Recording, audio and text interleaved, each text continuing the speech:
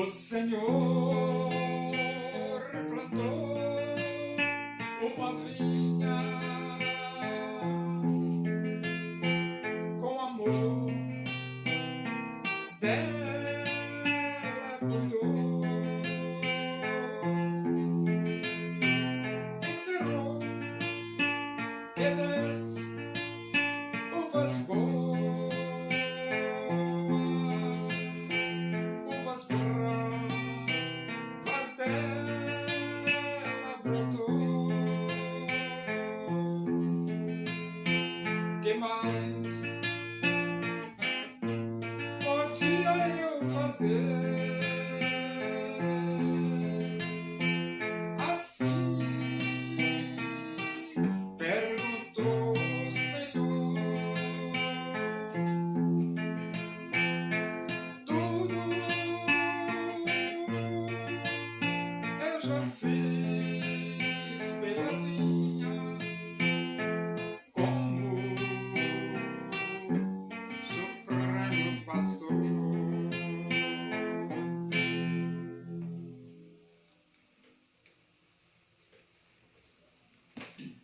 Vamos abrir a Bíblia Sagrada no livro dos Atos dos Apóstolos, capítulo 17. Nós vamos ler do versículo 16 até o versículo 31. Diz assim as Escrituras Sagradas, a palavra de Deus. Enquanto Paulo os esperava em Atenas, o seu espírito se revoltava em face da idolatria dominante na cidade. Por isso, dissertava na sinagoga entre os judeus e os gentios piedosos, também na praça todos os dias entre os que se encontravam ali. E alguns dos filósofos epicureus e estoicos contendiam com ele, havendo quem perguntasse: que quer dizer esse tagarela? E outros: parece pregador de estranhos deuses, pois pregava a Jesus e a ressurreição. Então, tomando-o consigo, o levaram ao Areópago, dizendo: poderemos saber que nova doutrina é essa que ensinas? Posto que nos trazes aos ouvidos coisas estranhas, queremos saber o que vem a ser isso. Pois todos os de Atenas e os estrangeiros residentes de outra coisa não cuidavam, senão dizer ou ouvir as últimas novidades. Então Paulo, levantando-se no meio do Areópago, disse: senhores atenienses, em tudo vos vejo acentuadamente religiosos, porque passando e observando os objetos de vosso culto, encontrei também um altar no qual está inscrito: ao Deus desconhecido. Pois esse que adorais sem conhecer é precisamente aquele que eu vos anuncio, o Deus que fez o mundo e tudo o que nele existe.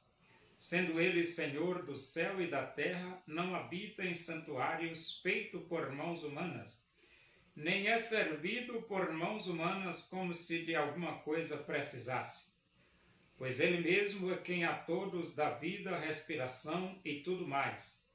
De um só fez toda a raça humana para habitar sobre toda a face da terra, havendo fixado os tempos previamente estabelecidos e os limites da sua habitação, para buscarem a Deus se porventura tateando o possam achar, bem que não está longe de cada um de nós. Pois nele vivemos e nos movemos e existimos, como alguns dos vossos poetas têm dito, porque dele também somos geração. Sendo, pois, geração de Deus, não devemos pensar que a divindade é semelhante ao ouro, à prata ou à pedra, trabalhados pela arte e imaginação do homem. Ora, não levou Deus em conta os tempos da ignorância, agora, porém, notifica aos homens que todos em toda parte se arrependam. Porquanto estabeleceu um dia em que há de julgar o mundo com justiça, por meio de um varão que destinou e acreditou diante de todos ressuscitando-o dentre os mortos. Quando Paulo estava na cidade de Atenas, ele percebeu que os cidadãos de Atenas eram idólatras, gostavam muito de adorar ídolos. E nós sabemos que a idolatria não é nada. Mas mesmo a idolatria não sendo nada, o homem tem essa tendência de querer adorar o nada. A pergunta é, quem nós devemos adorar? Nós devemos adorar o Criador de todas as coisas. Nós não devemos adorar as coisas criadas. E o ídolo é uma coisa criada. Isto significa dizer que nós devemos adorar só a Deus. E a Bíblia diz que enquanto Paulo os esperava em Atenas, ou seja, enquanto Paulo esperava Silas e Timóteo, o seu espírito se revoltava em face da idolatria dominante na cidade. Então, Paulo ficou até revoltado dentro dele, porque quando diz o seu espírito, é que dentro dele ele se revoltou com tanta idolatria. E por isso dissertava na sinagoga entre os judeus e os gentios piedosos, também na praça todos os dias entre os que se encontravam ali. Então ele procurava pregar o evangelho na sinagoga e também nas praças. Por que pregar o evangelho?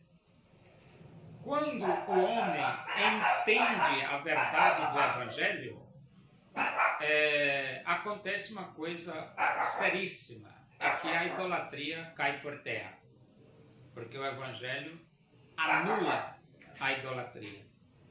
E ele diz, alguns dos filósofos epicureus e estoicos contendiam com ele, havendo quem perguntasse, o que quer dizer esse tagarela? Então, Paulo falava bastante, né? Então eles queriam saber o que Paulo estava falando, né? E outro, parece pregador de estranhos deuses, pois pregava a Jesus e a ressurreição. Então, quando você prega Jesus e a ressurreição, você anula a idolatria. Como a cidade era uma cidade idólatra, então Paulo pregava Jesus e a ressurreição para anular a idolatria. E ele diz aqui, então tomando consigo levaram ao Areópago, dizendo, podemos saber que nova doutrina é essa que ensinas? Posto que nos traz aos ouvidos coisas estranhas, queremos saber o que vem a ser isso. Então, para os atenienses, a mensagem de Paulo era algo estranho. Ele não estava acostumado a ouvir aquele tipo de pregação. Então eles levam Paulo até o Areópago para que lá Paulo possa explicar melhor aquilo que ele estava tentando falar para os atenienses. E ele diz, pois todos os de Atenas e estrangeiros residentes de outra coisa não cuidavam, se não dizer ou ouvir as últimas novidades. Então eles gostavam de novidades, né?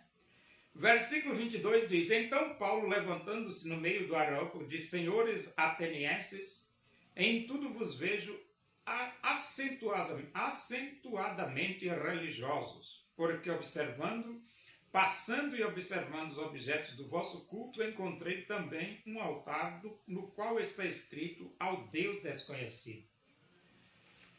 Então eles eram religiosos, os atenienses eram, mas eram religiosos idólatras. E você diz, e pode ser religioso idólatra? A pessoa muitas vezes tem a sua religião, mas o foco é a idolatria.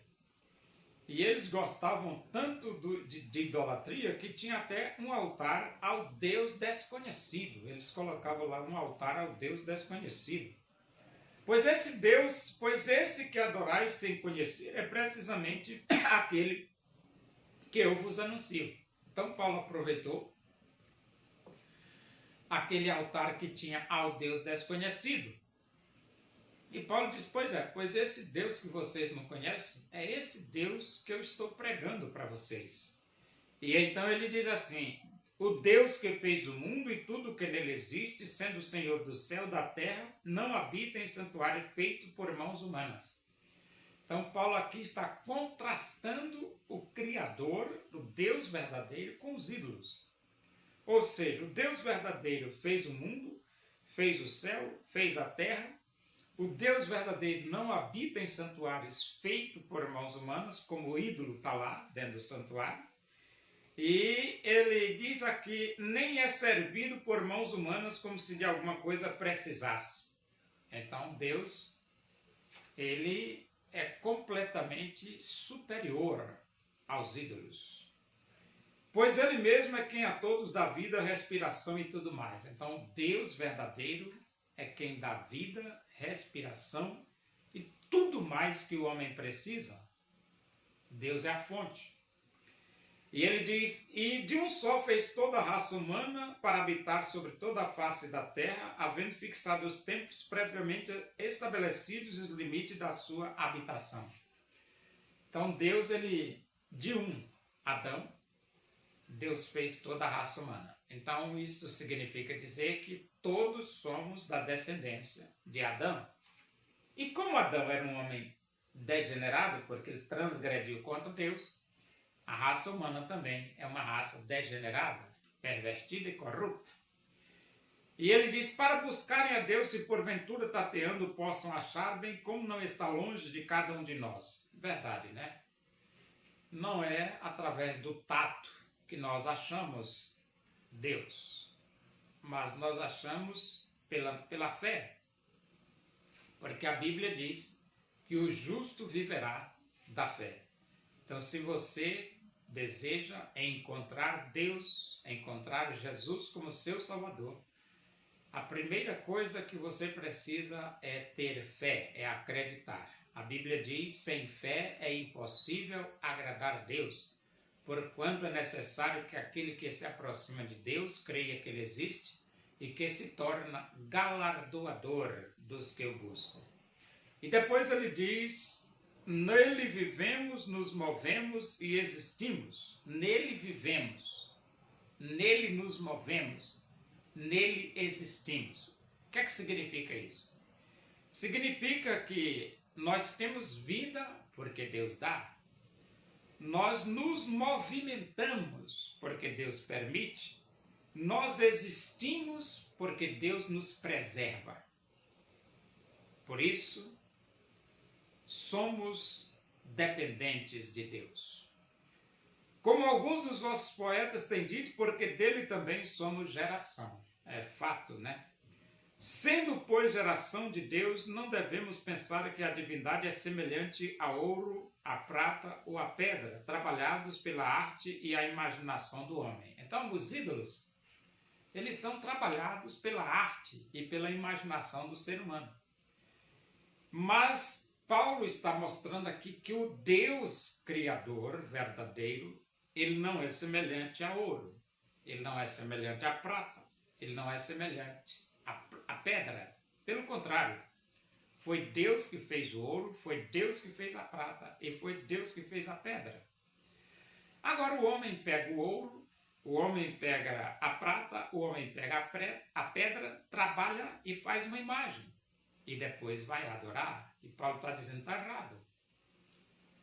Está errado. Como é que vocês pegam o ouro, faz uma imagem, pega a prata, faz uma imagem, pega a pedra, faz uma imagem, depois vai adorar aquele pedaço de ouro, pedaço de prata e pedaço de pedra. Está completamente errado. E então ele diz que Deus não se trabalha pela arte, pela imaginação humana, como o ídolo. O ídolo é completamente o contrário. Ora, não levou Deus em conta os tempos da ignorância, agora, porém, notifica aos homens que todos em toda parte se arrependam. Então, aqui é que o homem idólatra, ele é ignorante. Agora, Deus perdoa a ignorância do homem ignorante, desde que ele se arrependa. que se volte para Deus. Porquanto estabeleceu um dia em que há de julgar o mundo com justiça por meio de um varão que destinou e acreditou diante de todos, ressuscitando dentre os mortos. Então Deus estabeleceu um dia do juízo. E destinou e acreditou diante de todos. Esse juiz é Jesus.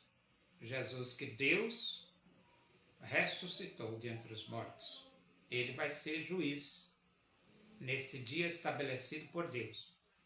E é por isso que você precisa se arrepender, abrir o seu coração e aceitar Jesus como Salvador de sua vida.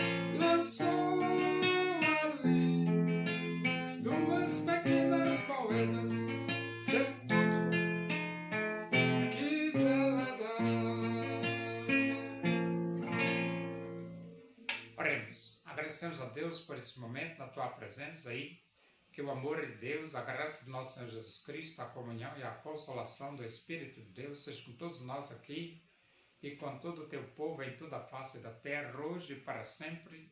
Amém. Boa noite, que Deus vos abençoe.